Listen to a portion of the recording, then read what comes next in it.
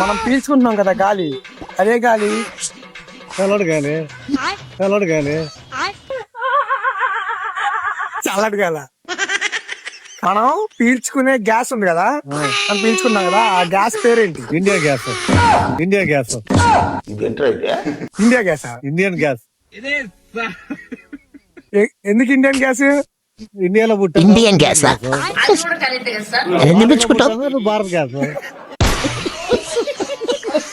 మనం పీల్చుకుంటున్నాం కదా గ్యాస్, అదే గ్యాస్ అండి? HP gas.